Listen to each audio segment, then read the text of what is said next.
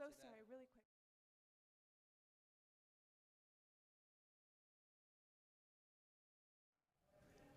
All right, we're good.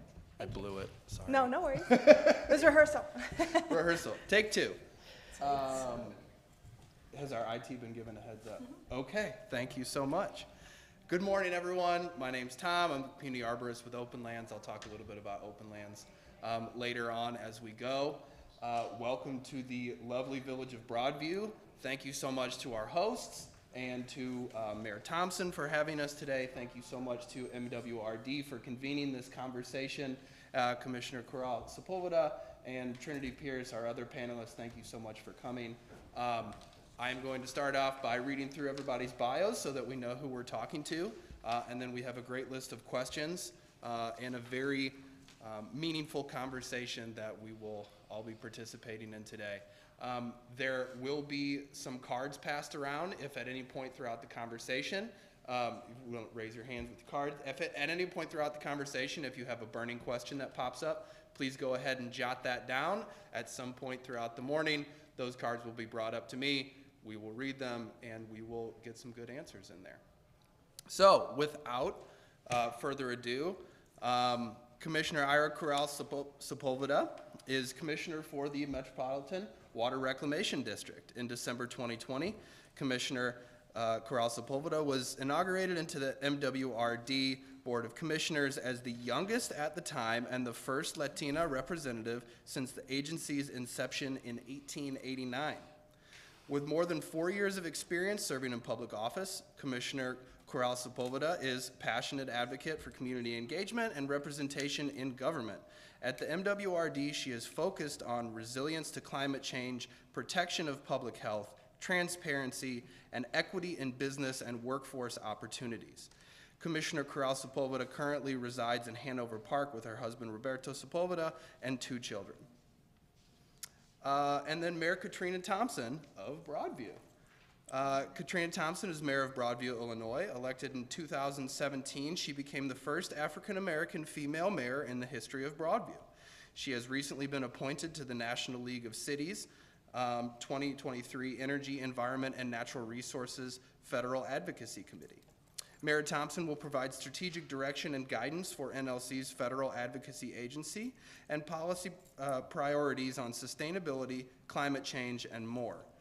The mayor is aiming to develop a vibrant local economy of thriving businesses. For her dedication, community involvement, and public service, she has received numerous commendations, awards, and recognitions, including Chicago Defender of Women in Excellence Award in 2017 and in 2019.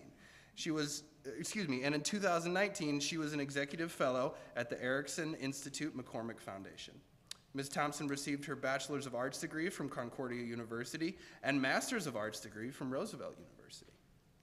And last but certainly not least, Trinity Pierce, the Stewardship Manager for CRTI, the Chicago Regional Trees Initiative.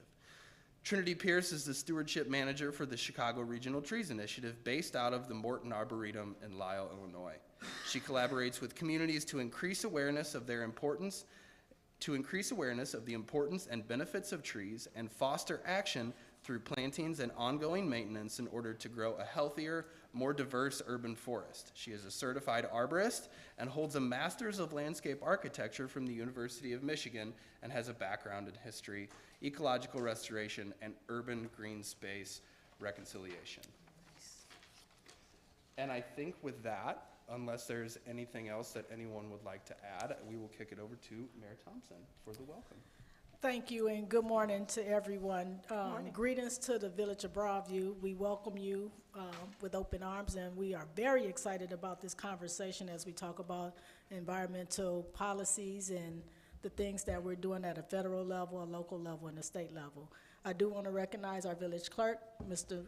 Kevin McGreer, and our superintendent of our Broadview Westchester Joint Water Agency, Wesley Barber, and then we have Mr. Scalise, who is in our Public Works Department that actually handle all of our water things. So welcome all of you all, and I'm ready to dive right into the conversation, so thank you. And thank you, Commissioner, for hosting, and wanting to come to Broadview to talk about all of these great initiatives that's taking place. Absolutely. I'm very honored that you welcomed us. Thank you for having us in your home. We really thought that it was important to have a conversation on, what's the state of affairs in the environment at the local level, at the countywide level, and then also how we can partner with non-for-profits, how we can partner with community organizations. So what a better group than these amazing two women that are doing great work. I'm really proud of the work that you are doing at the municipal level, not only in Broadview, but all throughout the country, since you're leading the NLC Committee on Environmental Affairs. So that is a very, very exciting, and it's the National League of Cities, sorry, I didn't say it properly, but it's an exciting time for all things green, all things environmental. And it's about understanding how we can leverage the opportunities to really move forward on policy, because climate change is not waiting for us to figure it out. So thank you all for coming to see how we can work together with MWRD, what good stuff is happening at the local level, and how the NLC can be a resource, and also with Trinity, what amazing things you can bring to us for our municipal leaders that are here today. That is an excellent segue into what our first question is in terms of environmental policy and the leadership role that you've taken with the NLC. The first question is for Mayor Thompson.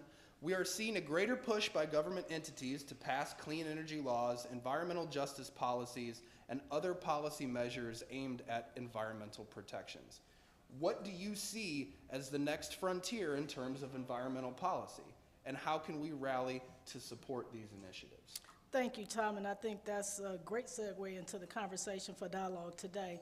I believe that in the terms of environmental policy, we should be encouraging and promoting environmental practices within communities, supporting processes for implementing, reducing or minimizing our greenhouse emissions, and monitoring our resources such as energy and water.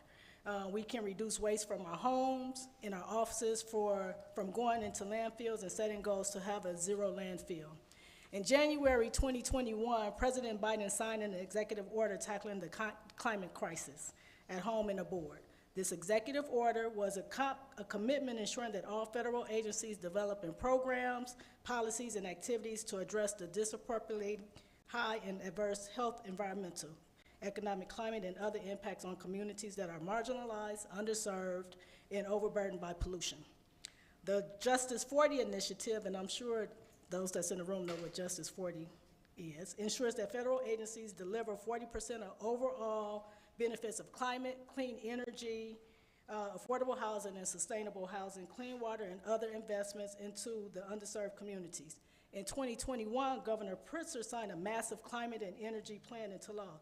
This type of work is what's needed by our leaders. Absolutely. I just want to touch on one of the things that you said. I think you mentioned monitoring our resources, and I think that's a huge key aspect of, particularly the Justice 40 initiative. If you're not monitoring your resources, how do you know that 40% are going to the places that they're needed? Right. That's a fantastic, fantastic laundry list. The next question that we have is for Trinity. Trinity, broadly speaking, tree canopy is both regional forest land as well as a local community asset. As a stewardship manager, how do you balance the needs of the macro ecosystem and the micro ecosystem? So how are you looking at this problem on a regional versus a local scale, and what do you think is missing in terms of tree canopy advocacy? Thanks, Tom. And I think that's a great question with many parts. So at the Chicago Region Trees Initiative, we're taking a holistic approach.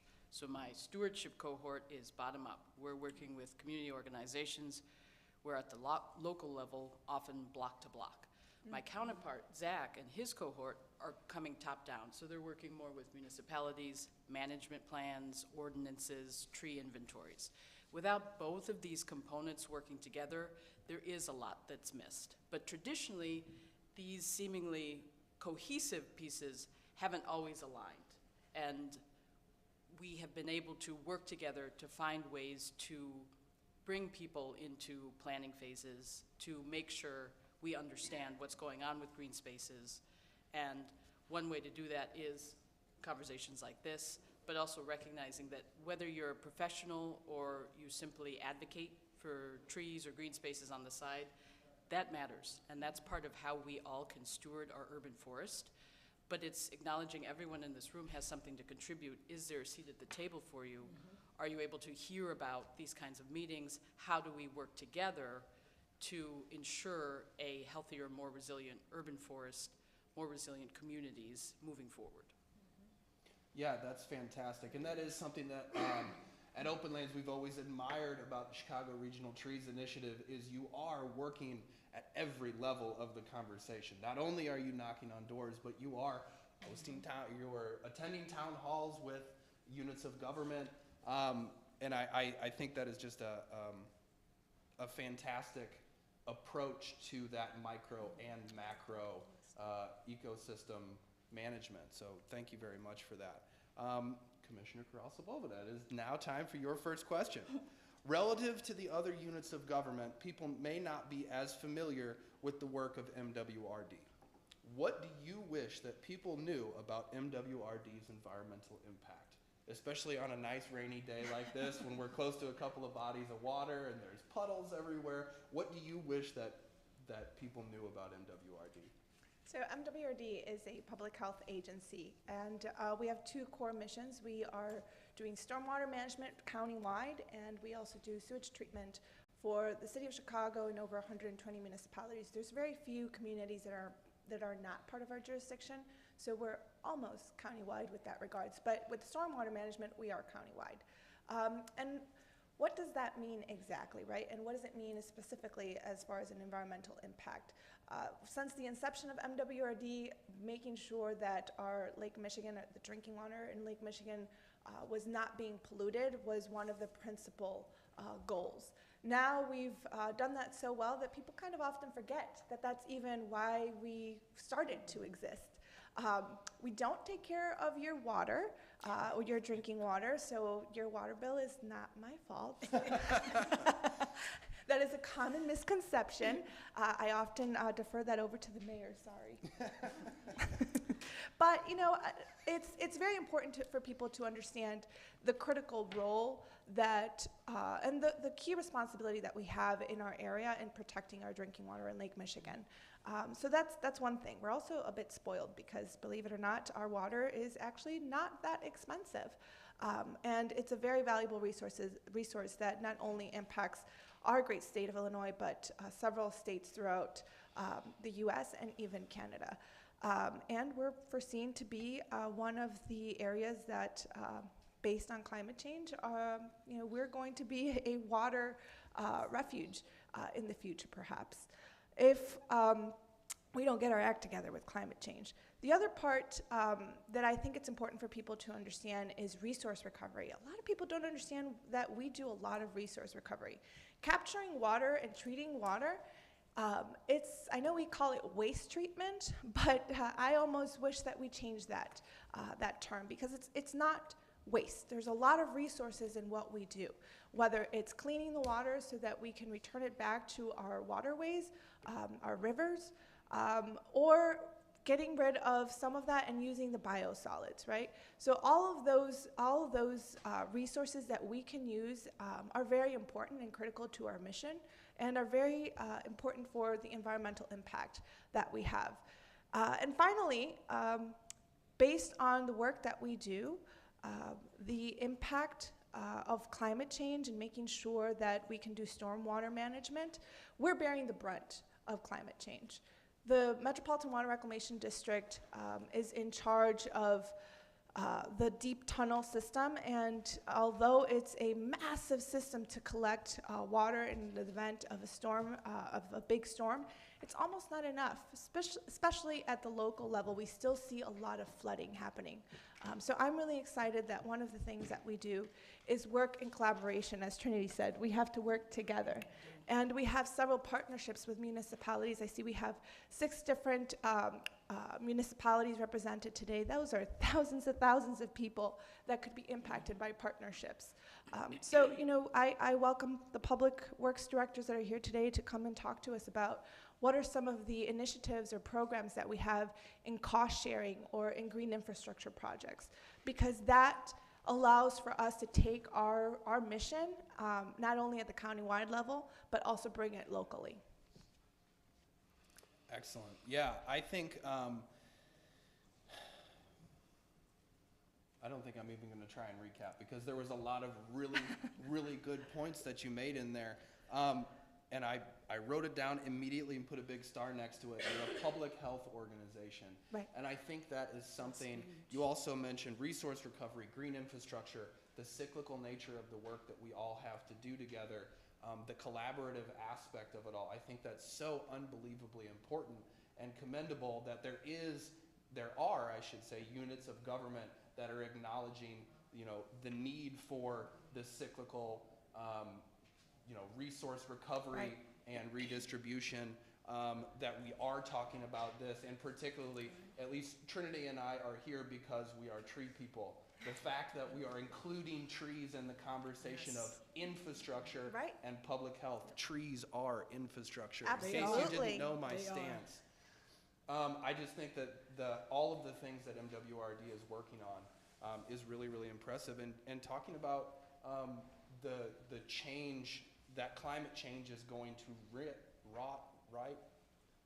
It's going to change, and it's going to be less frequent, more severe rainfall in this territory. And MWRD, we as a community are bearing the brunt, but MWRD as a unit of government are the folks that you are going to have to really figure out how to deal with these really extreme levels of rainfall that we are going to be dealing with. So that just further illustrates the importance of conversations like this and bringing everybody to the table. The next question that we have is for Mayor Thompson. Before we move on, Yes, Tom, can I please. get a point of clarity for a statement that Commissioner Sepulveda said? So she stated that water is inexpensive. That's not true. Water is very expensive, especially for the municipality. The municipality, we have to pay to process and process the water. So working with we work with Broadview Westchester Water Agency, and Chicago controls the water rates. Right. And so when they increase their water rates, it's a direct impact to municipality. So when you're telling people to call me, we have to explain this. So I need a point of clarity to understand that water is expensive for a municipality to process. We did a huge water town hall meeting as it relates to affordability for water infrastructure. And I just want to be real transparent in conversations and dialogues that we have about the water. Maybe it's inexpensive from the perception of WMRD and how you process it. But when it comes to the local for drinking and those types of things, it's very, with chemicals and infrastructure, so it's a direct impact to our constituents. Absolutely, I hear you on that, because I Thank you. remember when the Chicago water hike went up first in, 2015? 25%.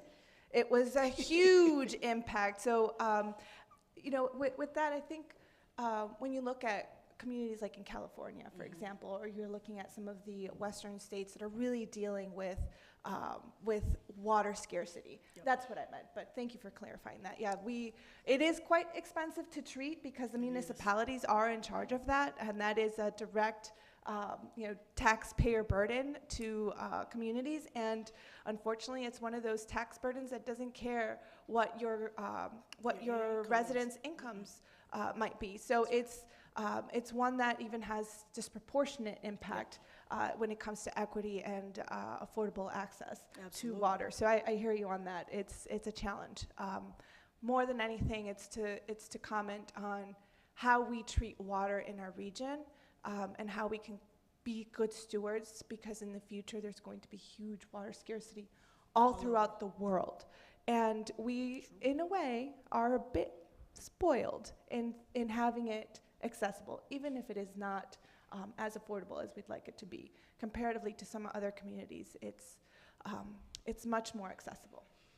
Water is expensive at the local level, and just for conversation while we're talking about water, Chicago is getting ready to raise their rates again another 5%. So when we have these conversations, we need to be upfront with the constituents, because guess what? It's a direct impact because we have to keep up with the demand. So most certainly I understand like worldwide and where we are with water, but we specifically talking about local and those that purchase water from the city of Chicago. So no shade on Chicago, but it's a direct impact to all of our communities that buy water from the city.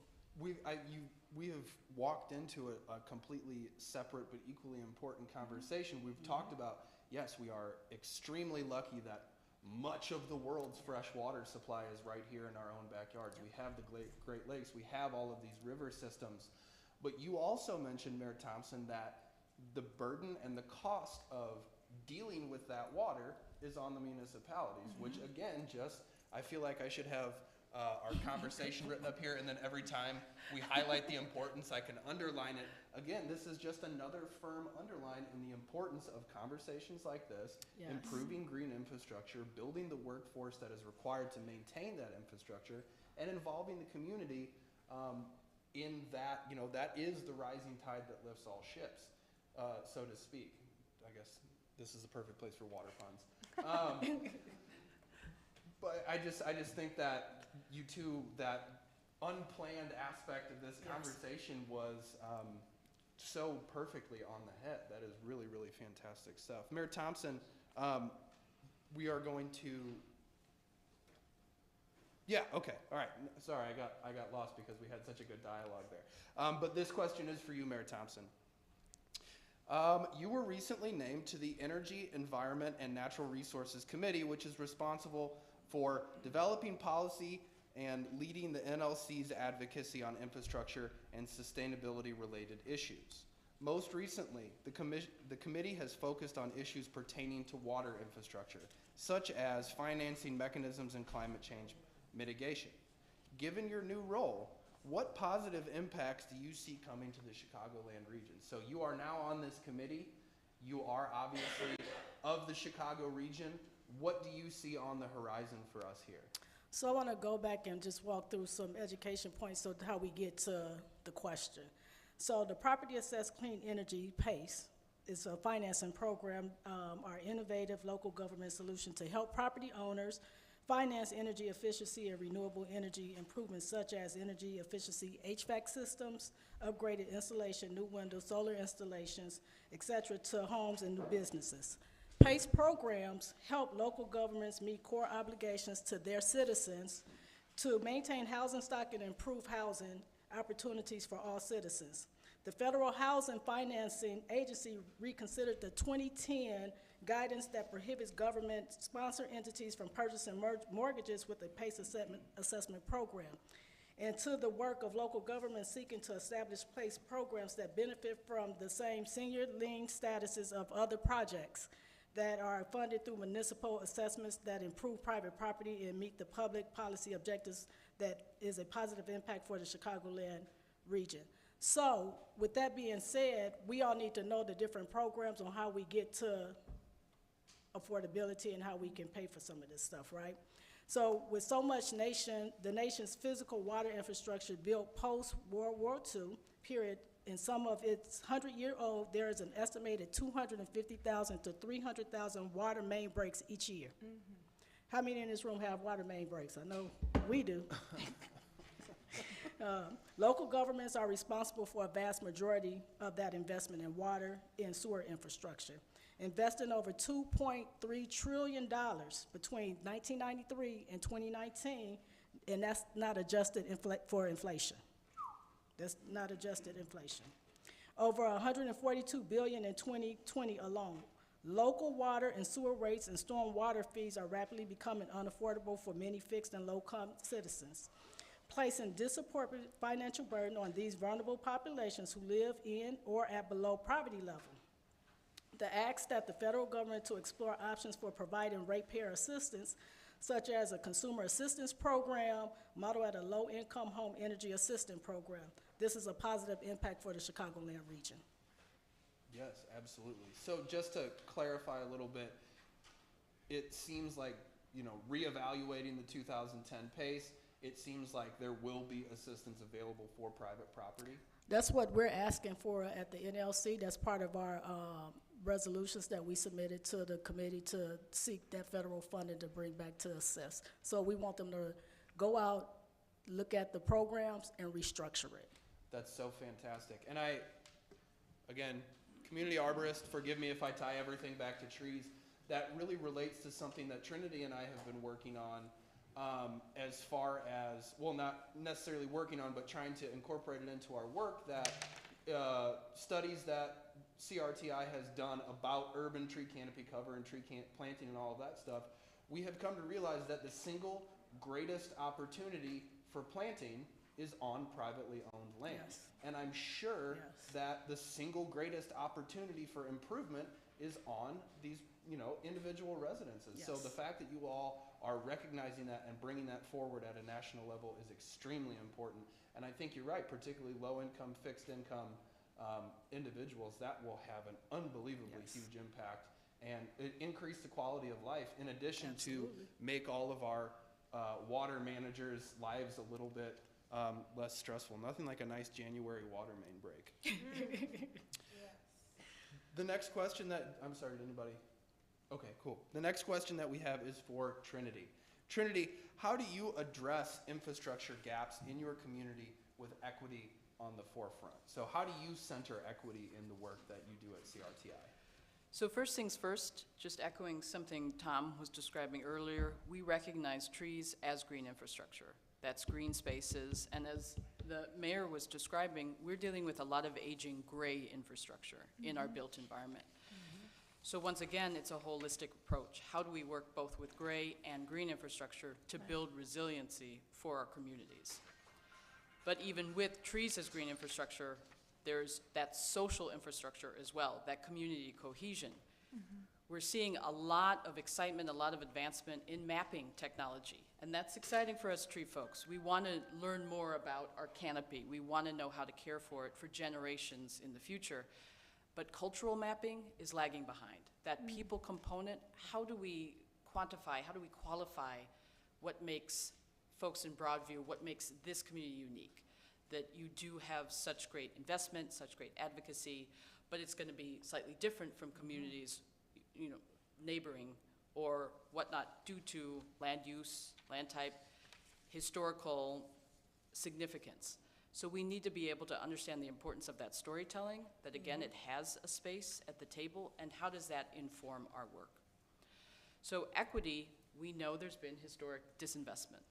Again, we know there's inequitability in a lot of the resources. We see that in inequitable tree coverage. So we need to acknowledge, understand that, to best balance that moving forward. I think something else too for many of us in this room is we find that social infrastructure so important, and you may be the community leader or the representative for a community organization, or you're here again, you're attending a town hall like this, but burnout is a serious consideration. So how do we help build your infrastructure and your community so it's not just you? So many of our wonderful community partners started with one person who maybe on her time off was going door to door or was attending these meetings, was able to build a network, but it can take time. So I think one of the great examples of shoring up and building community capacity would be the Open Lands Tree Keepers program, whereby anyone can attend, and then you're in this inclusive space. I'm a fellow tree keeper, 1509, and so many people are coming with different experiences, different backgrounds. They want to steward, and there's so many different ways to provide stewardship, to care for our urban forest, our green space, our urban areas, and that's infrastructure too. So again, it's not just the professionals, it's not just the arborists. We need everyone involved at different layers for advocacy to help build these various forms of infrastructure. Yeah, absolutely. I think you hit the nail on the head when you were talking about the cultural mapping aspect of it, and just the cultural nature of the community outreach and engagement that you that CRTI and Open Lands put forward. One of the things that we realized 2017, 18, something like that, was that there are obviously tree lovers in every corner of every neighborhood of the world, and especially in Chicago. And one of the things that we realized was we were not asking if they wanted a tree in the correct language. And I know that CRTI is putting forward a lot of resources into Spanish language resources. Open Lands is putting forward a lot of time and effort into Spanish language resources, including, you mentioned the tree keepers. We are getting ready this summer. We are hosting our second tree keepers course entirely in Spanish. And I think just that cultural competency in relation to community outreach around trees is super duper important, because not everybody speaks the same language and not everybody has the same cultural relationship with trees. So I think the way that you all are going about doing that, and I know you didn't really mention it, but I know one of the things you're working on is the Tree Ambassador program, bringing that to the city, whereas you're similar to the tree keepers, you're training people up on how to talk to their neighbors about trees and how to spread that word, because that very ground level, boots on the ground approach is one of the most important aspects of promoting trees as infrastructure and spreading the word about the benefits of trees. That people, you and I can only do so much. We can only preach so much before somebody's going to tune us out. It's a lot harder to tune out Abuela. It's a lot harder to tune out, your third grader. So that sort of approach, I think, is really, really fantastic. Well, and those are key points, Tom. I think it's a simplification to assume that we can just hand out trees and that's going to solve everything. We understand there are significant socioeconomic factors that day to day are causing harm and really diminishing your innovative capabilities, what you can see for a hope-filled future. So I think that's critical. It's even taking a step back, and how do we help build community capacity as a form of infrastructure? And then just to touch on the Tree Ambassador program, that is a great example, working in the city of Chicago with the city, working with Department of Public Health. Again, an intersection that makes sense, but we're not always arborists aren't always in the conversation with public health folks, even though it makes so much sense. So Tree Ambassadors program, training community members, not just to identify locations for trees on city property, but then to move through the process, get those approved, and then they move to the top of the list in under-resourced areas where trees are needed most. That's a great kind of stepping stone to the Tree Keepers program, for instance. We're helping to build this pipeline, to fill in the pipeline, to build community capacity, and then after that, potentially, the Open Lands Apprenticeship Program, which there aren't any others in Illinois. That is correct. And even across the nation, there's so many apprenticeship programs for more gray infrastructure related crafting jobs, but not in the tree care industry. So that's critical. But again, we got to spread the word, because if you're in this room, we're talking about it, but are we connecting with everyone who could potentially be involved? Yeah, absolutely. And I think one of the other commendable things about the Tree Ambassador program, and one of the things that we have very recently started trying to do at Open Lands, is not only are we asking folks in these underserved communities to help us spread the word about trees, we're paying them to do it, right? So Exactly. it is a mechanism for, we are not asking you to volunteer to go out and talk to your neighbors about trees. Here is money, please go talk to your neighbors about trees. And that makes all the difference in the world, because you can't always rely on, a volunteer is a volunteer. They can do as much as they want, whenever they want, because they're a volunteer. But if you are supporting somebody to help you with their mission at that hyper-local level, it just goes that much further. And that is a fantastic segue. The next question. Before we move on, can I add to Yes, the please do. conversation? So, in the village of Broadview, I believe this may be the first time that we're doing a tree inventory of all of the trees in town. And I think that's huge and a big part of how we look at air pollution. The trees give back so that we can reduce that factor, but I think it's also important for conversation that when we have these organizations and we're talking about poor communities that don't have the resource to do it, because it was expensive for us to do the inventory. Certainly. And I think it's important that we know how to get the resource back to the municipality, to get it back to the constituents, so they are educated and informed. And in my administration, we are huge on educated and informing our residents on what's taking place in Broadview. So with this tree inventory, it's gonna give us a lot of information, so I'm looking forward for the report. So I know they out doing some whatever they do in that line of work. But I think that's important that we have the direct connect as it relates to how do we get the resource, how do we educate, and then how do we implement that back into our local schools to teach the students, because if we're not touching the students at grade levels 3rd and up, guess what? We in a community that's recycling, and we just, with the volunteers, because they have a passion. We need boots on the ground, and we have to start and be intentional with the work that we do when it comes to this scope of work, because it's another career path Absolutely. for students, and we don't know where their passion is. So I would like to know how we can get connected, and I'm happy to share that with my colleagues on how we can get connected to make sure, that all municipalities have a tree inventory. If they don't, how do we get the resources so that they can apply for grants and funding so that they can do that for their own communities? And then how do we impact the residents? I mean, I get several calls from residents asking about trees. So I'm happy that I got some trees today to pass out. Thank you, Commissioner. No problem. But it's those type of conversations, maybe not in the parkway, but in their backyards for the shade and the canopy and stuff. So it's just a form of education. So I'm glad that we're having this dialogue, and I'm glad that you're here to, with your professionalism and your skill set to, open up the mind on all the opportunities that present itself today. So thank you. Yeah, that is a perfect opportunity for a shameless plug. Trinity and myself both have tree planting programs available for folks throughout Cook County. If you particularly residents or municipal managers that are in the room, if you need trees, you probably won't have to pay for them. All you have to do is make the correct phone call to Trinity or myself, and we can help you out with that. Same thing goes for the wonderful saplings that are offered by MWRD. If you have residents that say, I need a tree, why haven't you planted a tree for me? You can get them a trunk load, and I mean that literally a trunk load of trees that they can put on their property wherever they want, and it helps support the green infrastructure of the entire community.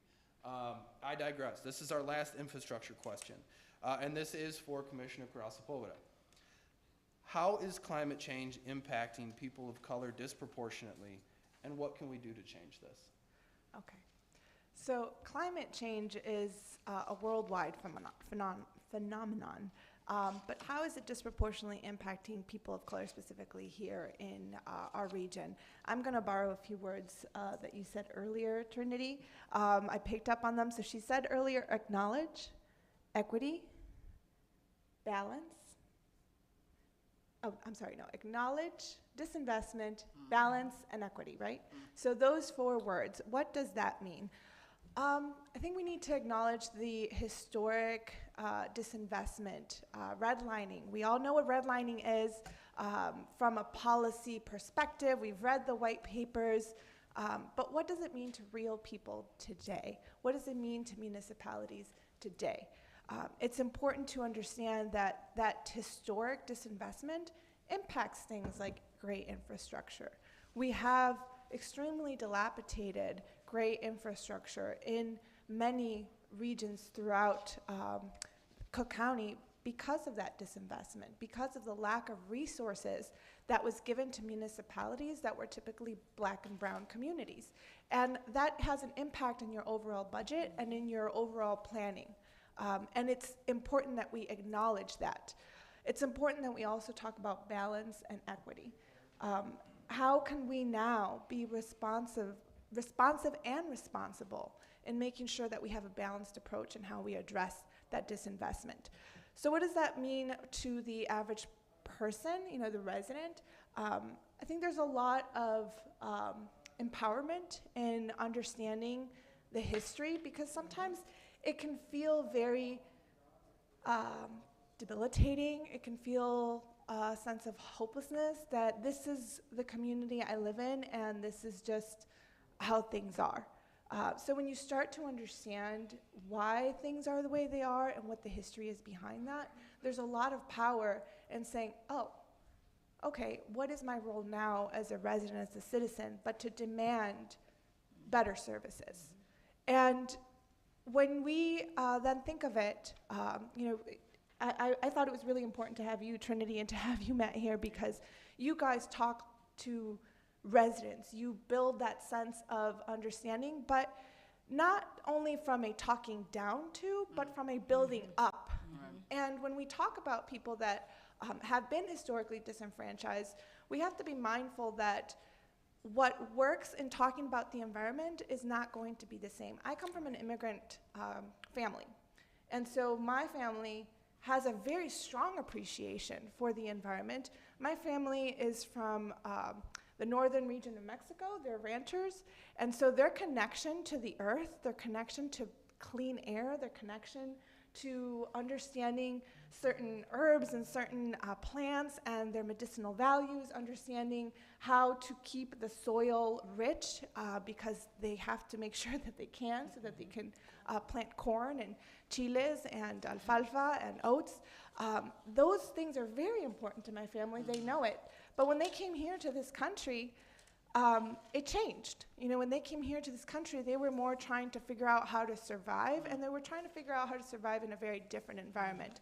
So for me, my connection to my environment, I started to realize as an adult that I couldn't identify certain trees that were in my own neighborhood, that I had grown up with my whole life. Right. And I know that if I had grown up in Mexico, I would have known, like, oh, this is, you know, Flor Silvestre. This is, because I know those names even though I don't live there. Right, So, right. you know, there's an understanding of how to approach environmentalism because people feel it, and Black and brown people feel it, frankly, the most, and that is data-driven commentary. That is not me trying to be like, you know, I'm not making it up. There's data behind acknowledging the disproportionate air pollution, the disproportionate lack of tree infrastructure, the disproportionate flooding, the disproportionate access to flooding resources. All of those things are very real. And sure, you know, when you start to understand, you can become very frustrated and upset, but when there are organizations and when there are government agencies that acknowledge it, that acknowledge that disinvestment and that they have solutions on how we can move forward, I think any frustrated resident that comes to you and you say, you know what, yeah, we know, this is what we're doing, and you can provide those answers, I guarantee you they're not gonna stay upset. They're not gonna stay upset. So that's at the micro level. At the macro institutional level, this is my second government agency working for, and I think sometimes what happens is, and since I'm talking to a lot of public works directors here, as you're talking to your village managers, as you're talking to your leadership, because often, even if the communities are Black or brown, the leadership may not be Black or brown. It's important that we understand that in acknowledging that disinvestment, that history, and acknowledging that you need to have a balanced approach to bringing equity, it doesn't mean that you're doing something wrong. Like, it's not your direct fault. And that can be a very hard conversation to have with leaders that are white. Because sometimes it's like, well, I'm not racist. Well, I'm not saying that you're racist. I'm saying that there's an institutional history of organizations in government and social inequities that are driving our current policy, and I'm trying to figure out how we can change that. And that can be a very difficult conversation. That can be a very uncomfortable conversation because we go to our staff and we say, you know, how can we change this? Like, well, you know, we're doing what we can. Of course you're doing what you can. Of course.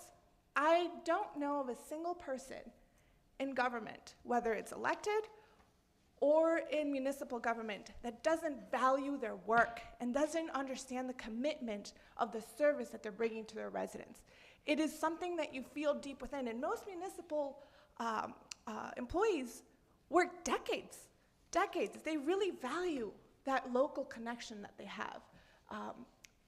But it's a hard conversation to have. So I think it's important to think of the perspective of, okay, this is not about me, this is about institutional history and how things have continued to work that they are. And then we can have a better conversation on how to fix it.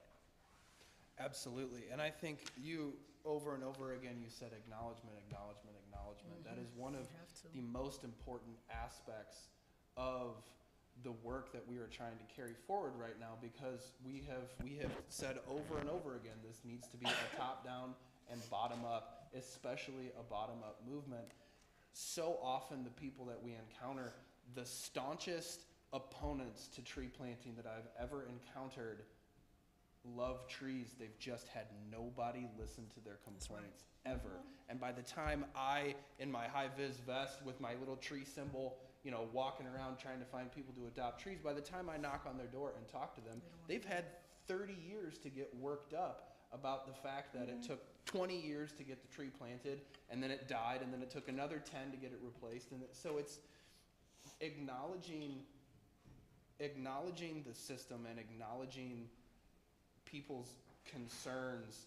And another thing that you were talking about, the agricultural background of your family, that is such a shared experience in the Chicago region, particularly. CRTI and Open Lands have focused our efforts on the southwest side of Chicago for a lot of reasons, including lower than average tree canopy, burden of pollution, all of this stuff. One of the things that we have had to adjust is we're not talking to somebody who's never planted a plant before. We're talking to somebody who brought their family to the United States after 5 generations of an agricultural life. This is acknowledging the fact that people have other important experiences around the things that we are trying to promote, is such a powerful statement. And the amount of stuff that I have learned from people that I'm having these conversations with is unspeakable, just because you have to acknowledge where somebody else is coming from. I think that's a very, very important aspect of what we are talking about here. So Tom, before you Yes, move on, please do. so Commissioner, I would have to say I agree with you 1,000%. And so when we talk about systemic racism, it's a real thing. It is not a person of whatever saying I'm not racist, it's the system. Right. And when we talk about policy, it's the policy that we have to change, and we have to work extra hard to make that type of change. And sometimes it's the verbiage in the legislation policy.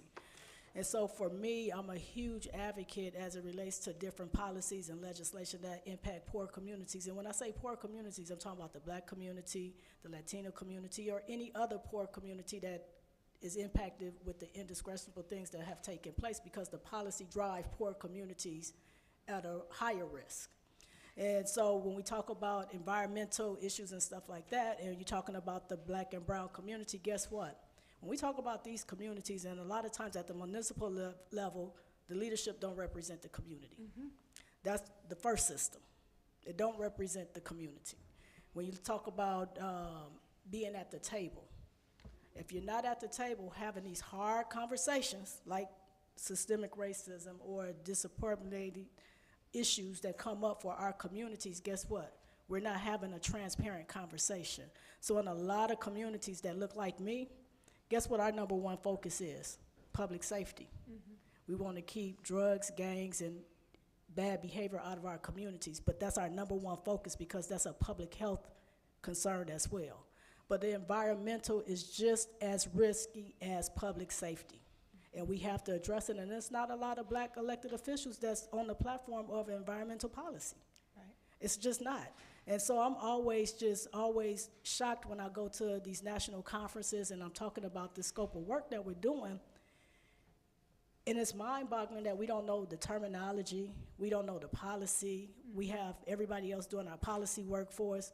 But I take the time to read our policy. I take the time to get engaged, to be at the table, because I'm not impactful if I'm not at the table. I can always cheerlead from the sideline, but if I'm at the table, I have a voice for the people. And so I'm happy that you brought that up in conversation, because we cannot negate that it don't exist. Right. Because it does exist. And the only way that we can combat it, we have to do it together, we have to do it through policy, and we have to be fair to all people in the decisions that we have to make. So thank you for bringing that up. Yeah, no problem. And I'm going to touch on something else that you said to make a connection maybe to the public works directors that we have in the room. So when this tree inventory has been around for a while, but it really became really a big deal after the emerald ash borer situation. Who remembers that? That's like a public works director and an arborist's worst nightmare, right? And then everyone was freaking out, right? Because all of these trees, I mean, we had entire neighborhoods in our municipalities that just had their entire tree canopy wiped out. And then we started talking about the biodiversity in the urban forest. So we understand the concept of the importance of diversity when it comes to our urban forest. It's very similar. When you bring people on board, that have diverse perspective, or when you address policies, or when you bring on policies that have diverse perspectives, you have just better infrastructure, frankly. And sometimes now we know, hey, you know what, maybe let's not plant an entire street with the same tree, because that's not going to be very helpful. So it took a big crisis for us to acknowledge the problem.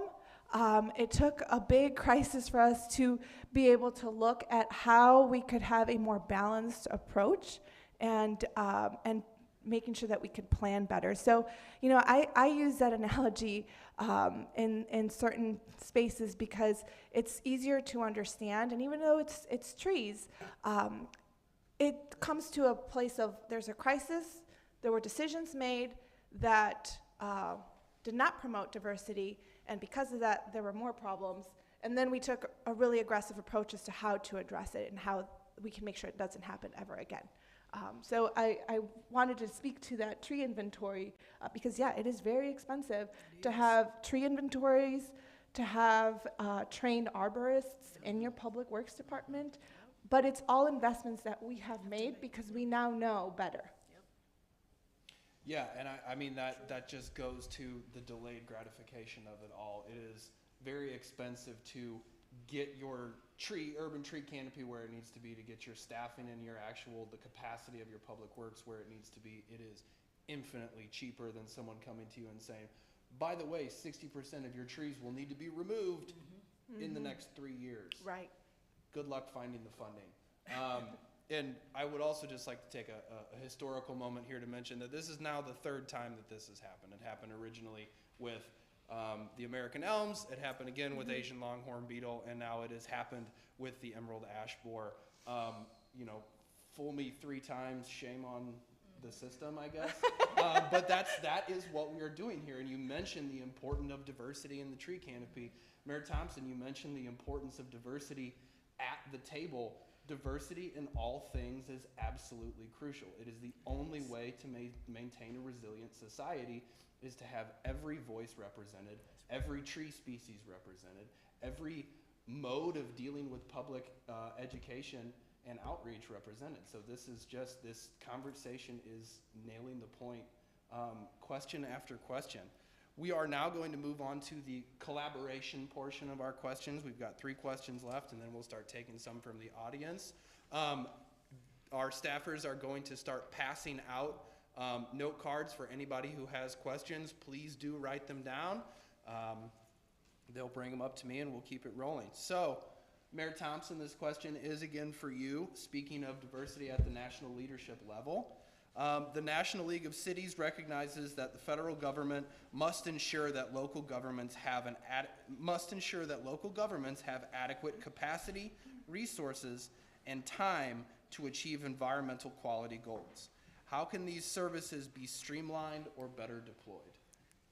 So thank you for that, and I'm happy to address that. So I want to talk locally of what we're doing locally. So we started the C4 initiative, and that's the Climate Collaborative Community Initiative with 15 other municipalities. And so when we talk about this type of work, we have to partnership and we have to collaborate on a local regional so that we can entertain some of these federal funders. So for small cities and towns, submitting strong applications for federal funding, that's going to take key because we can no longer work in silos. So prior to me getting into office and in my first term, you know, just putting the dots together on how we can do this work together so that we can entertain the federal funding, especially the funding that President Biden had put into place for infrastructure. When we swing hard, we can go far. And we have to do it together in a collaborative way. We can no longer say the village of Broadview is going to entertain a federal grant because the chances of us getting awarded is going to be very slim. But when we partner with our other 15 municipalities and we go after this funding, it's an impact to those 15 communities. So it's not just 8,000 constituents. Now we're talking about over 100,000 constituents, and they like seeing proposals like that. And so we recognize that our local teams are spread thin. A lot of times we don't have the capacity, or we don't have the talent, or we don't have the technical assistance that we need to apply for this federal funding. So I'm gonna go through a list of federal funding that's available now. So NLC offers a boot camp, and they have different pods and things that you can, these boot camps. I encourage all municipalities to participate in that boot camp because they walk you through an 8-week program that you can get information on how to apply for this funding. And you get one-on-one coaching to apply for this funding. And so we have the resilient infrastructure. That's a $1 billion that they put into the budget that we can competitively entertain. So when we're talking about 15 communities versus 1, we have a higher risk of receiving award if we apply for that. The Energy Efficiency and Conservation Block Grant, that's $550 million. This is to support community strategies to reduce fossil fuel emissions. This is the work that we do together so that we can get awarded. Flood mitigation assistance, $3.5 billion. When we work together in partnerships, we go after this funding, we can do it. So like with WMRD, you know, they do a lot of flood mitigation and stuff like that, but just think if they applied as an agency and you know where your high-risk flooding areas are, apply all together to receive the funding. And then you can do more with, you know, with the funding that you get. They have a SMART grant, and that's the Strengthening Mobility and Rehabilitation Transportation. That's $550 million. Then you have the Charging and Fueling Infrastructure Grant, which is $2.5 billion. Right now, we are in that boot camp. And so we have our consultants that's participating at the 15 municipalities that's a part of the C4 that's addressing the EV charging needs for passengers and for light-duty trucks. So we're currently in that boot camp so that because EV charging stations is what we're talking about, like is everybody talking about it at the local level. And so when we partnership and we have these collaborations and we're looking at this type of funding that the federal government has allowed it in their budget, it's our responsibility to go after the funding. That's number one. But number two, keep our Senator Duckworth and Senator Durbin at the table so that they can bring the resources back to Illinois. If we don't support our advocates that's in DC for this funding, guess what? It goes to another state. It don't come back to the community. And it's our responsibility to participate to get everything that we need to swing that bat to hit a home run. So that's our goal with C4s as we collaborate. It's all about collaboration and partnership, tree arborists. We have to partner and collaborate to bring our staff up to par to be able to do these jobs. So we are inviting you all to participate in our green, shameless plug, but I gotta do it. But we have our Greentown Climate and Equity Conference on Thursday, June 22nd, and you all are invited to participate in that. And then you hear the different conversations that's taking place with, you know, what's going on within our region in a conference to educate you and inform you. And it's to create awareness. We have to be mindful to talk to your neighbors, talk to the municipal leaders, talk to our leadership at MWRD, get engaged. Because when we engage, we can do some big, great things, not just for our region, but for our state. And that's what this work is about, just advocating for our state to bring the resources home. Absolutely, and it's a lot easier to swing hard if you have everybody holding on to the end of that That's bat. right. I have Mayor another. Thompson, sorry. I have another NLC program that I'm going to give a plug to that I really like. The National League of Cities. Are you? How many municipalities are members of the National League of Cities? Are you guys? Okay, there's 2. All right. Well, the National League of Cities. I encourage you to talk to your administrators and your leadership because it's a great organization and one of my favorite. Personal favorite, actually, I should say, not just as an elected programs, is the sewer line insurance program. Oh yeah. Okay, so when I first, when I was a new homeowner, I had this big flood in my basement, and it was awful. I had to replace all of my basement drywall. It was very expensive. And I was not prepared for that. I also had to dig a massive 8-foot hole in my front yard and have piping replaced.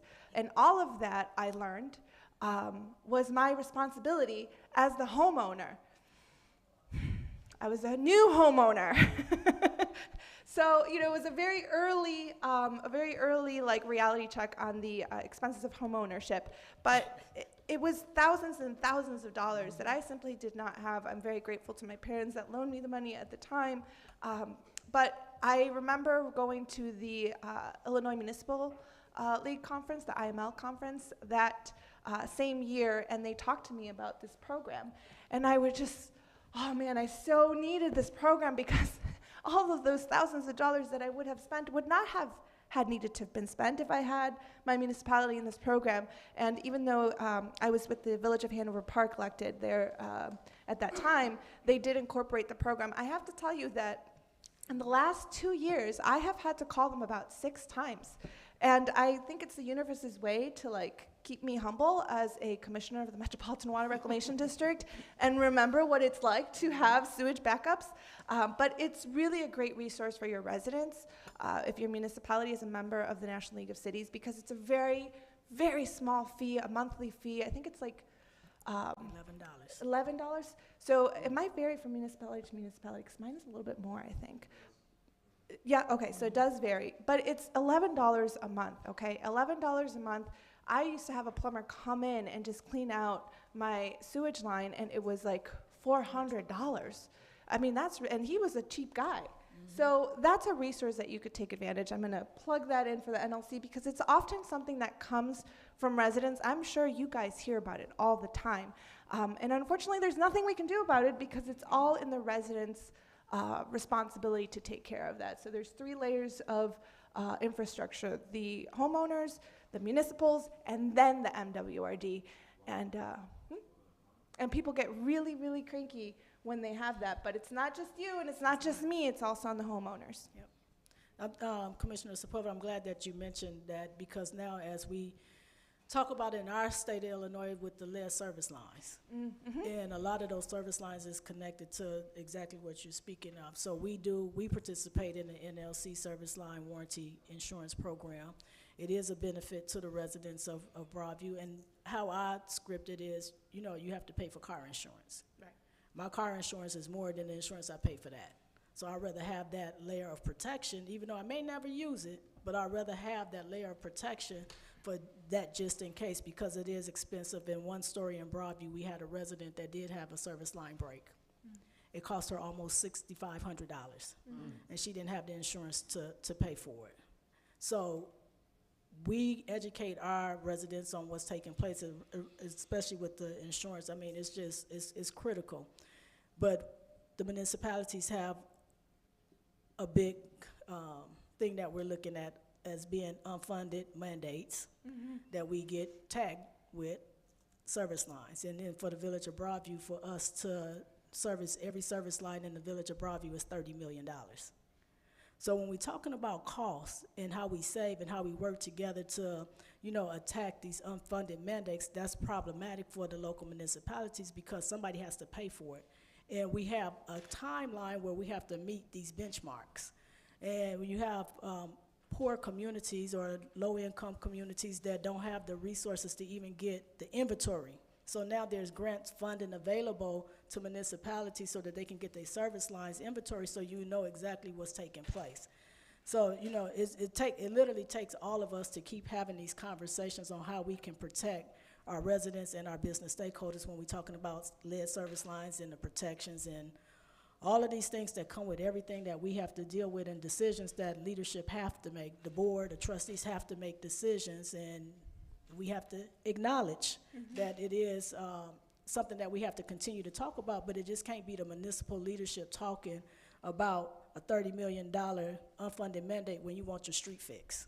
It takes the residents to help us advocate the message to our stakeholders. It takes all of us. Write a letter, pick up a phone, send an email.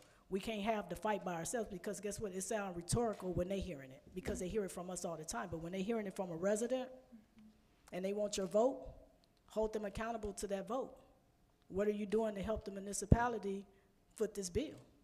Are there going to be grants available? How can we entertain that to fix our infrastructure? I've been here 27 years. And now the leaders got to deal with this issue that we have no control over. So it literally is a conversation with the lead service lines and, challenging all residents that's impacted to, take that challenge, pick up the phone, send a letter. We was just in Springfield last week talking about the local government distributive fund, which was reduced. That's how we pay for a lot of our services. At one point, it was at 10%. The legislation calls for that 10%, but it got reduced over the years. We at 6% now.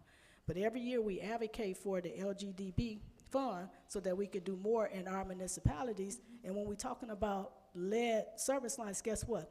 If we would have stayed on track with the 10%, we wouldn't have to beg today. They took that away from us 12 years ago.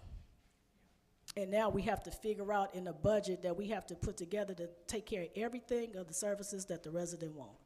So I encourage the residents to get behind me in Broadview and champion with me to talk to our stakeholders to say this is critical for us to stay in front of. We need you to, replenish that fund back to 10%. And let us manage what projects we need to do to get done, because just like you can see a pothole, but I promise you can't see that water infrastructure. A lot of infrastructure is 100 years old. Yep. And so that's important to us, that we have so many issues, but you elect us to advocate for you, but guess what? We're stronger in numbers. If you all get behind your mayor and advocate with your mayor, I promise you it goes a long way, because they're not just hearing it from us. They're hearing it from the residents, the people that elect them to advocate for these dollars to come back to our community. So thank you. Would it be unreasonable for me to say that it is important to have a diversity of voices reaching Yes. out to your elected officials? Yes, I'm beginning to see a theme here. yes. Okay, thank you so much for that. That was awesome. This question is for Trinity. Speaking of cross-jurisdictional boundaries and intersectionality, what do you see as an environmental issue that crosses jurisdictional boundaries and needs attention? One I'd like to bring up is actually something Mayor Thompson was discussing earlier. It was entirely what I wanted to talk about, so I appreciate that. It's education. It's exposure to green careers for students. The younger, the better. We need more diversity in our workforce, our green jobs, these careers. And I think something else that Commissioner Sepulveda was talking about, not talking down, but building up. That Yeah. so much of our work, it has to be an information exchange. I have some expertise, I don't have it all. It has to be community-based, it has to be a discussion. So one way that Open Lands and CRTI does that is through school plantings, which is a great opportunity, everyone's positive, but again, maybe trees aren't right now. That doesn't make sense now, maybe there's not the capacity. So outreach, inspiring people to value trees, first and foremost, is our step. Listening more than we're speaking, what's going on here, what can I learn about this community? But even, are you a mentor? How are you able to connect with students so that we do have more public work professionals who also are taking into account the green infrastructure? So that education component, because I did not see myself represented in these fields. I did not hear the term urban forestry until after undergraduate work. We've got to do a better job of spreading this word, encouraging people to get involved. Yeah, I had to explain to my high school guidance counselor that forestry was a real job and there was actually a school for it, and that I would get paid when I graduated. Right. I mean, kind of, but that was that is such a pervasive conversation, and that's something that, like you mentioned our apprenticeship earlier. That's one of the things that we are really trying to do is make sure that people, particularly, and Mayor Thompson, you mentioned getting in there at that 3rd to 7th grade level. Right. That is the sweet spot. They're not too cool for school. Right. They're absorbing information like sponges.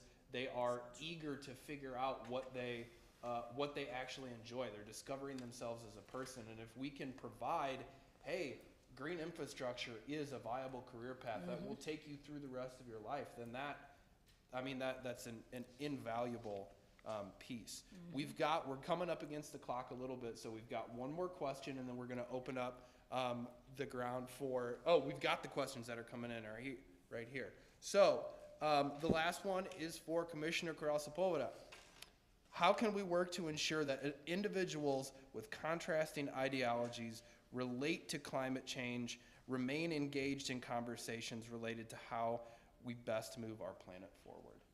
How can we keep people with contrasting ideologies engaged, and how do we keep the conversation moving forward? Okay, contrasting ideologies on climate change. So that's a little bit of a loaded question with different pieces depending on where you are. Unfortunately, from a political perspective, I think there are some factions that are in a bit of a stage of climate deniability, and that is very unfortunate. I think for the most part in our state, we don't have that much of an issue, but it can be a challenge when it comes to federal legislation. Nonetheless, I think what I see most within our region, our state, is not so much contrasting ideology as to whether climate change exists or not, but rather how we move forward in our budgets. Because it's expensive to take forward steps that are really truly going to have an impact for sustainability. And so it's trying to find a balanced approach in how we plan short-term and long-term. And keeping in mind that there is a figure to be placed in how we have open land, in our tree infrastructure, in green infrastructure.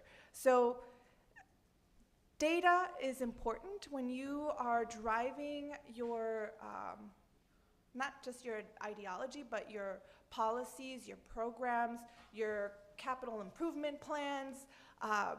These are things that you can keep in mind. Now, getting that data can sometimes be challenging, but there are quite a bit of resources out there that can help us quantify. The Chicago Metropolitan Agency for Planning, for example, is a really good tool that helps measure quantitatively what is the value of some of these. Because open land, this from a municipal perspective, we want development, right? Because development helps our tax base, because development brings in revenue. And that is true.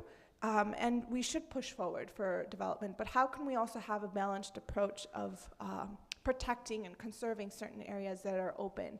Because there is a value, a monetary value, to having that space open. There's a value to connectivity of open space as well. So it's not just having this open space and that's it, but how do you connect it to the greater infrastructure of the Cook County Forest Preserve, for example. So all of these things are things that we need to be considerate of, and when you find yourself with someone that has a contrasting position, I think when you go to the data and you quantify and qualify what the value of natural resources also has for your community, then it'll be an easier conversation to have and come to a balanced decision.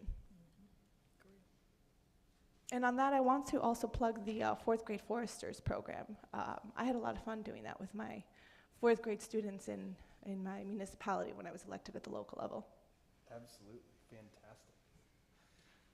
Okay, thank you all very much. That concludes the formal questioning aspect of the conversation. I'm going to go ahead and skip the recap of the conversation because we have all been very engaged, and there's been a lot of really great back and forth and a lot of organic questioning that has happened throughout the conversation. So thank you all of our panelists for making that such an organic, free-flowing volley of important topics. That's really, really wonderful. I have a stack of questions from our fantastic audience members, ranging from very serious to a wonderful, lighthearted closer.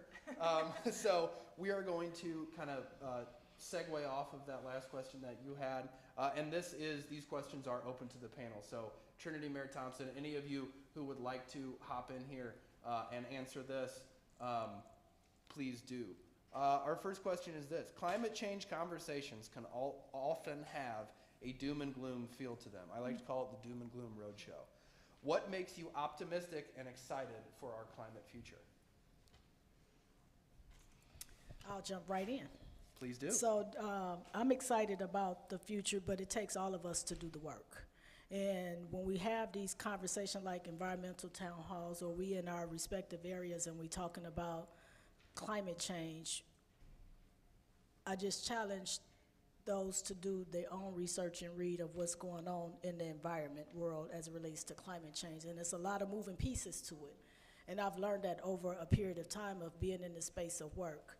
But I think it's work that we all can participate in at some facet, whether it's trees, whether it's water infrastructure, EV charging stations, solar paneling, air pollution. We all can participate, and I just challenge you all to find where your passion is as it relates to all of the things that impact the environment. It could be recycling, but find your it could be gardening, composting. Find your passion on how we all work together and bring those ideas to us so that we can advocate on your behalf as it relates to services that we may need, or how we can do a better job of, advocating. And so it takes all of us. So that was a really good question, because climate change it's like on a spectrum. It's here, and it's like a rainbow. And you don't know where in between the rainbow where do the rainbow end? That's climate change to me. Where do the rainbow end? But it literally takes all of us to address climate change. Yeah, absolutely. I would say that, so I'm a millennial, and I have a Gen Z son, and my husband is a Gen Xer. So, so my whole family has like someone in every generation. But I was feeling a little gloom and doom also, and then I heard something of the likes, the planet is going to be okay. The planet is going to move forward. The planet is going to find a way to protect itself. Mother Nature, she don't care, okay? She's going to figure out how to keep surviving and evolving, because she always has. The question is, where are we going to stand in that process? And so when people think of like climate change efforts or environmental, it's like, no offense to my arborist, but it's like, oh, this tree hugging thing. It's not just about protecting nature and conserving nature, okay? That is very important. We shouldn't dismiss it.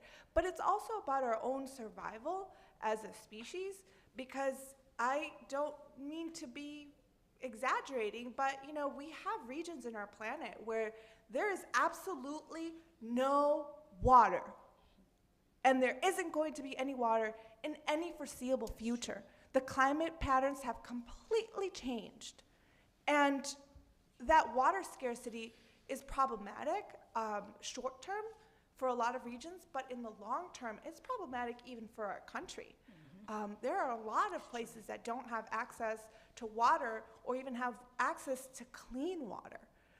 So, I think it's more of the perspective of, how do you see our human experience in this planet moving forward? And I guess that's like a weird way of looking at hope, but my hope is that we do want to survive. And my hope is that in the survival process, that we will start looking at how we can make sure that we can have a cooperative partnership with our planet. Otherwise, our planet is going to figure it out. Right. It'll be okay. Yeah, it's really interesting. We have our forefathers and mothers lived throughout the mess around era. We are now inheriting the find out era. And I think that the opportunity provided by climate change, it sounds crazy to say that it is an opportunity, because we don't have a choice. We have to figure it out. We must figure it out for the survival of the species. The planet, she'll be fine. The species, we are going to have to figure it out. I like that, by the way. And it takes, who I actually stole that from is Rolando in the back. Really? No kidding. Rolando, how have you not shared this with me? Rolando is my director of environmental policy and communications, by the way, guys. And a former classmate of mine at DePaul. I'll bring that, again, talking about climate change, climate solutions. How can we invest in tomorrow's climate solutions while managing today's budget? We've talked about this a lot today. How does the cost-benefit analysis factor into that? And I do want to be cognizant of time. We are coming up against it, and I want to make sure everybody has an opportunity to give their last statement. So I guess they want me to talk about it since we deal with budgets and everything that we're responsible for. So it's, how I govern the Village of Broadview is I actually put things in our budget, and maybe we can't do everything, but we do a little bit more every year in our budget to address certain issues. And it takes you have to have a vision on where you're going.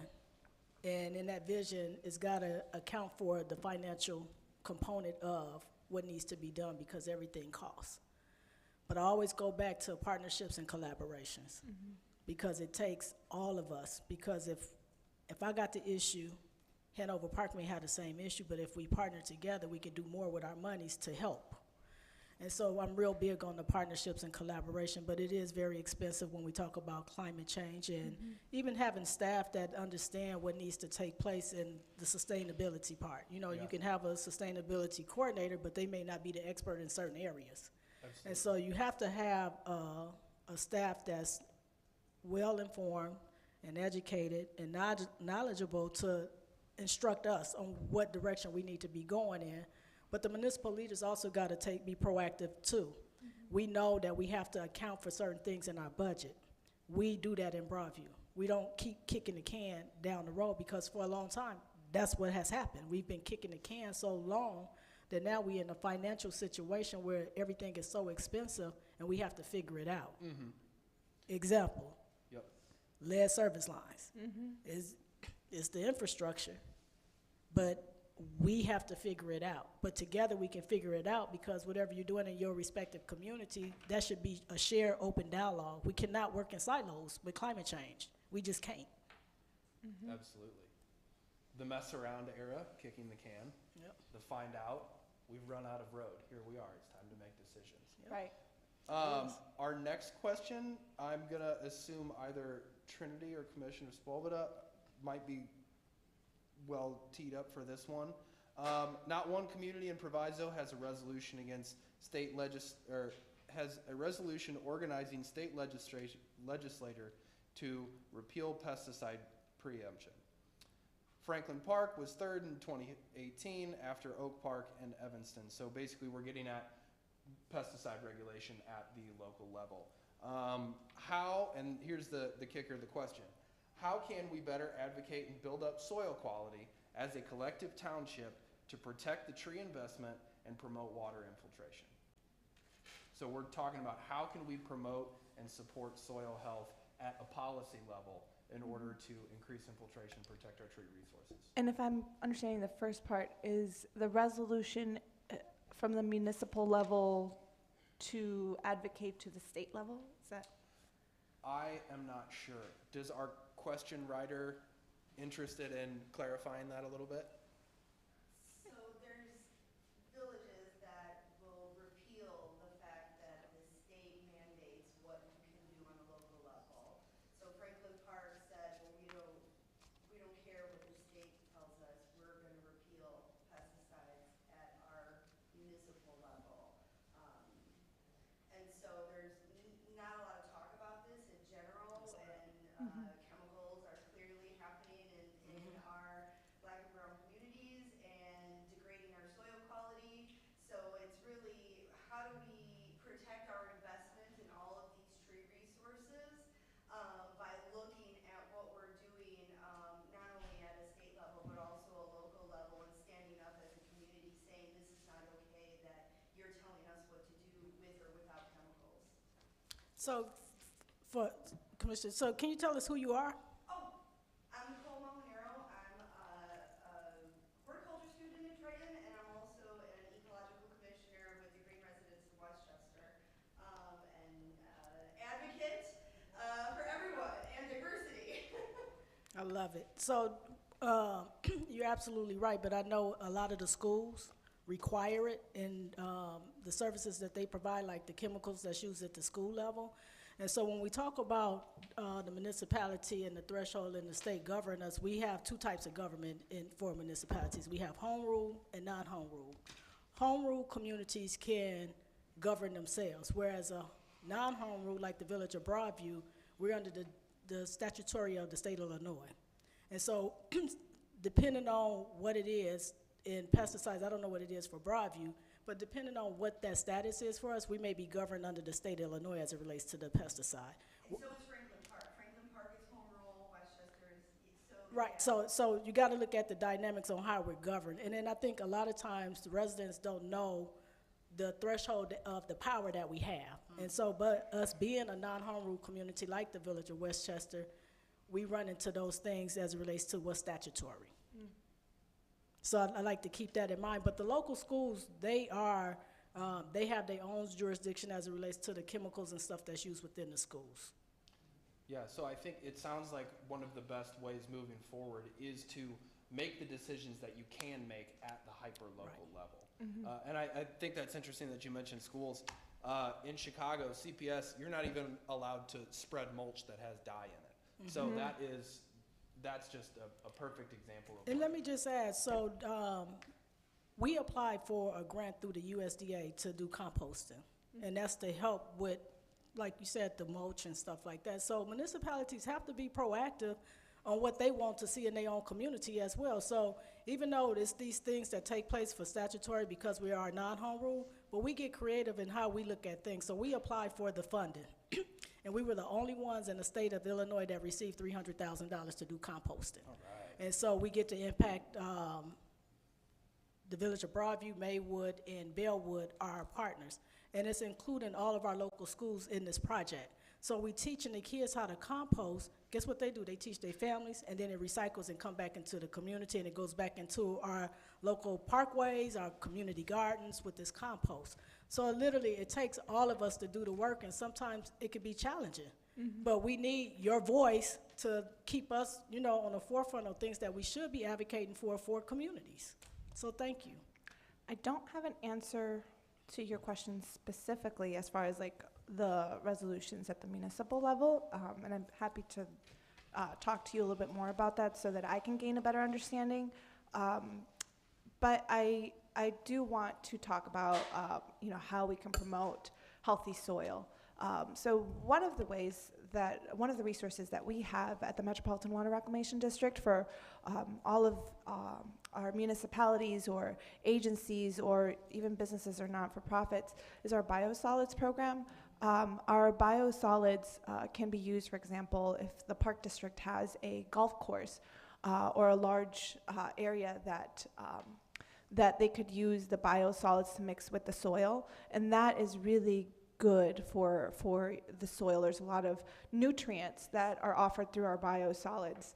We're actually currently undergoing is it a 10-year or 25-year, Rolando, I don't know if you remember, study program that looks at how biosolids are supporting the brown fields.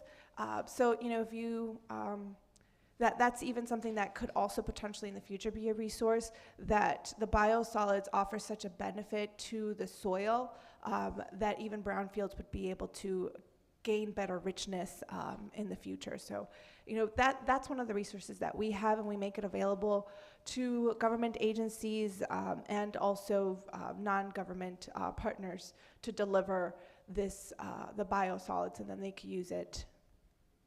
Well, Yeah, I'll go add ahead, just a Brittany. brief note. I know we're Please, past time, but I think establishing a baseline can also be helpful. As the mayor was talking about that tree inventory, even soil testing to be able to show, especially when goals aren't aligned, the state, the local, what's going on, but this is what's affecting the community right now.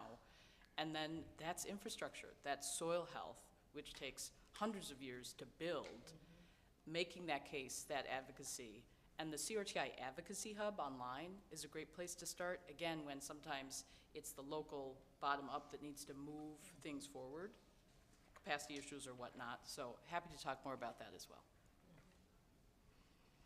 Fantastic. So we've got advocacy, we've got hyper-local policies that can be enacted, and then we have MWRD coming in with the physical additive of add biosolids to your soils, and so they can actually physically increase the health, improve the structure, all of that good stuff. That is a very comprehensive set of solutions. What a fantastic thing. Being respectful of everybody's time, I just want to let you know we are at 11:30. I'm going to continue with the conversation. You are all encouraged and invited to stick around if you are so inclined. And this is our last question. Here's our light closer. If you're like me and you're not a fan of disaster movies because of anxiety, then you can just say pass. What is your favorite climate disaster movie, and what can we do to avoid that particular disaster? Dante's Peak.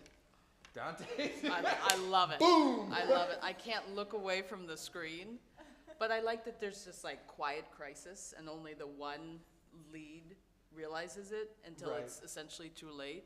But I could go on. I love disaster movies. I love post-apocalyptic movies because admittedly, kind of the hope aspect, it's like, this could be us. So Yeah. what will we do? Yeah, humanity will out.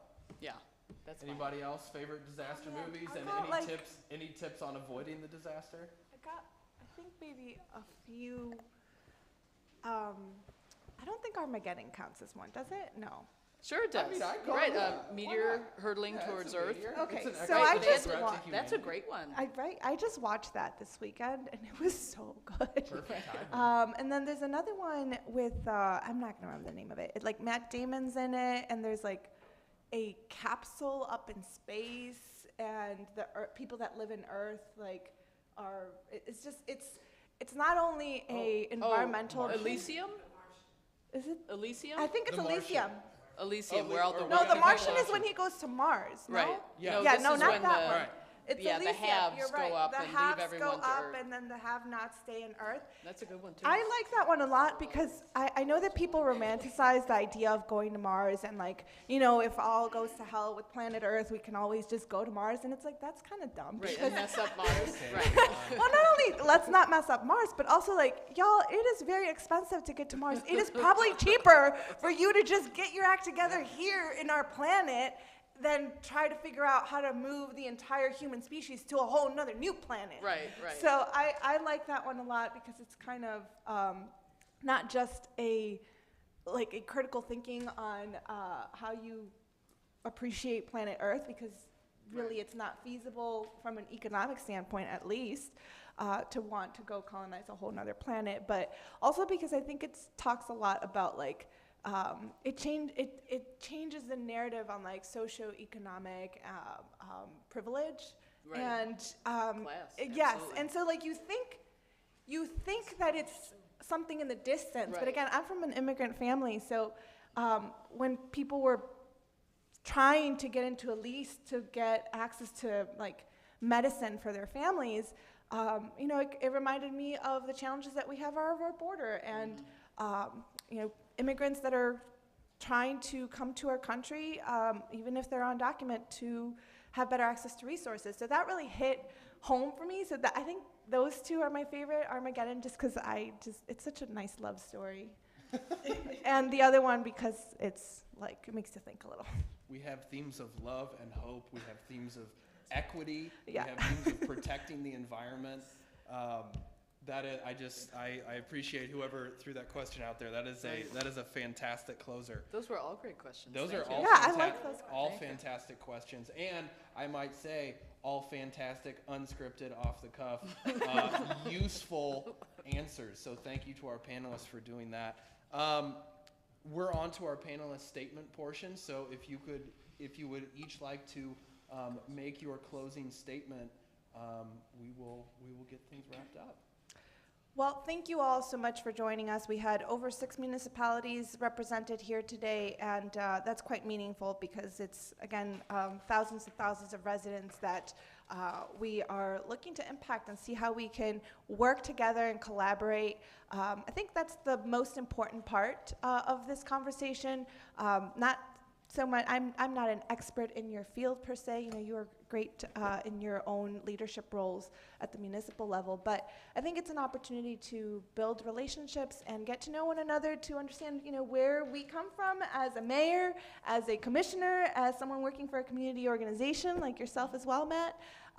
And there are a lot of great opportunities with the Metropolitan Water Reclamation District. We have several programs, cost-sharing programs, green infrastructure programs that municipalities can apply to, and I look forward to sharing more of that information as we follow up and get to know one another a little bit better. Thank you, Mayor Thompson.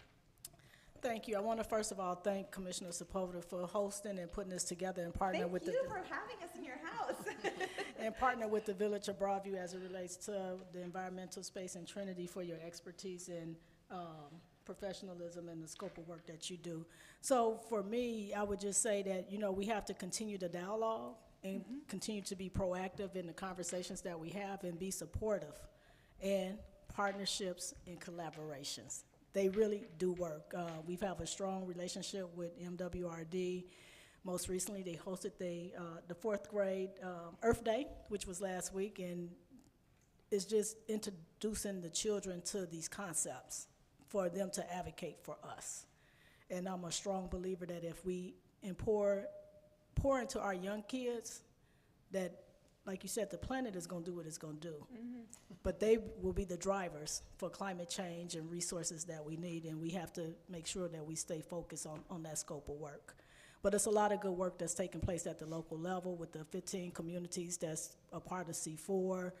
I'm just grateful for the leadership team, President Skateman, Oak Park, President Aducci, River Forest, and then we have 2 consultants that we work with to help us streamline some of these practices. And most certainly, I'm not the expert in this. I tapped into this work. My cousin died of asthma at the age of 10, and I had just got elected. And so it shifted for me on where my priorities were. And the environmental, I put that on the same level as public safety today. And I make sure that we put things in our budget to impact these challenges like tree inventory. That was one of the things that we put into that, partnering with Cook County Public Health Department as it relates to lead within the homes for children under 6. So it's things that we can be proactive in how we lead and how we get to the resource and how we execute a plan, like having conversations with panelists and talking about our respective communities. This is the work of a leader. We have to be intentional to be impactful to the communities that we serve.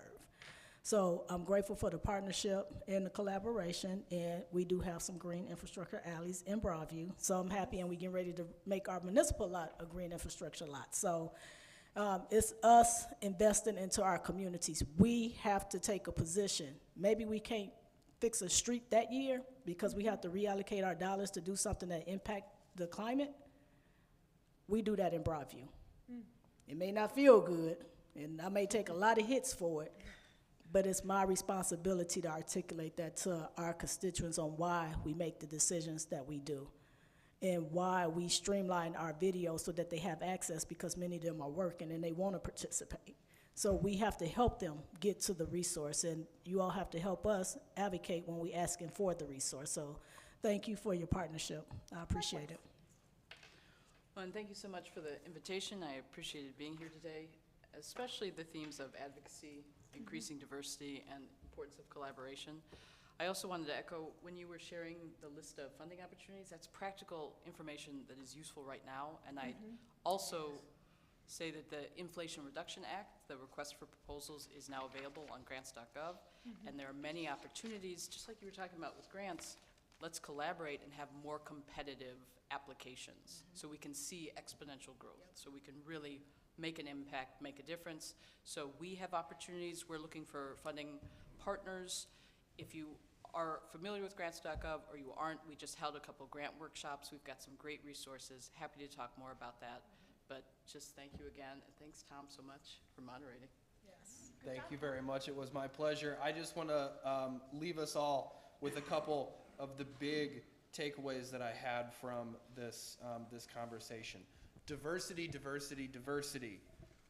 Acknowledgement. Swing hard, go far. I'm going to say that over and over and over. Intersectionality, and above all, I think the most important thing that we have covered today is collaboration. Collaboration, collaboration, collaboration. That is why we are all here together in this room. That is the pebble that starts the avalanche. So thank you all very, very much for your insights today. Thank you again to the Village of Broadview for hosting us. Thank you to everybody out there in Radio Land who is joining us on the live stream. Everybody have a safe and fantastic week. Thank you. You as well. Thank you. Happy Arbor Day later this week, too. Oh yeah, Arbor Day. So tell us about the trees. All right, I didn't plug our trees. So free trees. That is part of our MWRD program. And we have rain barrels as well. We have rain barrels today? No, not today, but you have them. Okay, we do have them, yes. We have rain barrels that are offered at a subsidized cost to all residents of our jurisdiction in Cook County. So certainly that is something that, if you want to promote it to your residents, it's a really great way to keep water out of the sewage system. And that helps the municipal system stay a little bit more open and have more capacity for sewage and for stormwater that goes in other avenues. And we have our trees outside. Those are free. If you want to invite us to any events or you want to have a special effort in tree planting, we are more than happy to work with you. Reach out to my office and provide trees, free trees for you to have at that event. We often use them kind of like a public relations sort of initiative, but it's a public relation initiative that has good return of investment forevermore, for decades. So we encourage you to take a tree if you'd like to plant one. If you have an area where you want to plant trees, either park districts or the municipality, you can go ahead and take them as well. You can offer them to your residents.